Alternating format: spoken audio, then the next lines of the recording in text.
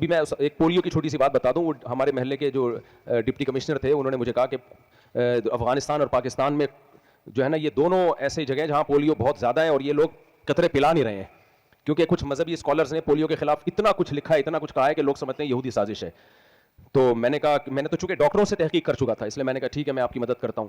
میں نے پھر ان سے پوچھا مجھے ڈاکٹر صاحب, مجھے ڈی سی صاحب, ڈپٹی کمشنر صاحب ایک بات بتائیں.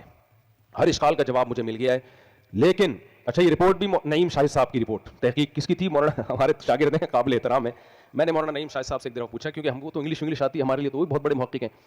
میں نے ان سے پوچھا کہ میں نے کہا یہ جو پولیو کی ویکسین ہے اس کے بارے میں تو میں نے بہت تحقیق کر لی پوری دنیا میں, یہ تو پلائی بھی جاتی ہے, یہ جو کہتے ہیں یہودی نہیں پلاتے ہیں, وہ بھی پلاتے ہیں, امریکہ بھی پلاتے ہیں, ساری دنیا پلاتی ہے, یہ نکالی کس نے خبر کہ ہم یوں نہیں پلاتے؟ انہوں نے کہا دیکھیں یہ تو ٹھیک ہے کہ پولیو میں کوئی بیماری نہیں ہے, پلانا چاہیے, لیکن بار بار نہیں پلانا چاہیے. یہ سازش جو ہو رہی ہے نا, بار بار پلانے کی جو ہو رہی ہے نا, یہ ہے سازش.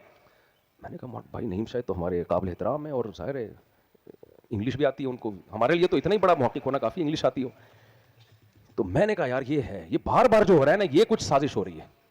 تو ڈپٹی کمشنر سے میں نے کہا دیکھیں میرے ہر سوال کا جواب مل گیا, یہ بار بار جو پلایا جا رہا ہے.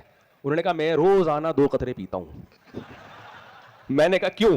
کہتے ہیں جس کو پلانے جاؤ نا وہ کہتے ہیں پہلے خود پی کے دکھاؤ, اور جس بوتل سے ہمیں پلاؤ گے اسی سے پیو.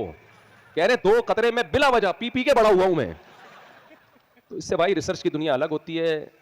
اور نعیم شاہد صاحب کے برائی مقصد نہیں ہے, اس سے زیادہ ہم نے بڑی بڑی پھینکی ہیں. اگر نعیم شاہد صاحب کو آپ کہہ رہے ہو نا, اس سے بڑے ہم نے پھینکی ہیں. تو جو ریسرچ کے اہل ہیں ان سے ریسرچ ہوتی ہے. یہ جب یہ پولیو کا مسئلہ ہوا تو میں نے ڈاکٹروں سے خود پوچھا براہ راست, میں نے کہا تم لوگ اپنے بچوں کے بارے میں کہ ہم سب پلاتے ہیں. جب ڈاکٹر بھی اپنے بچوں کو پلا رہا ہے اور ان کو اپنے بچوں کی قدر و قیمت ہم سے زیادہ ہے, ڈیفینس میں جتنے بھی پڑھے لکھے لوگ ہیں, مالدار لوگ ہیں, سب اپنے بچوں کو پلاتے ہیں.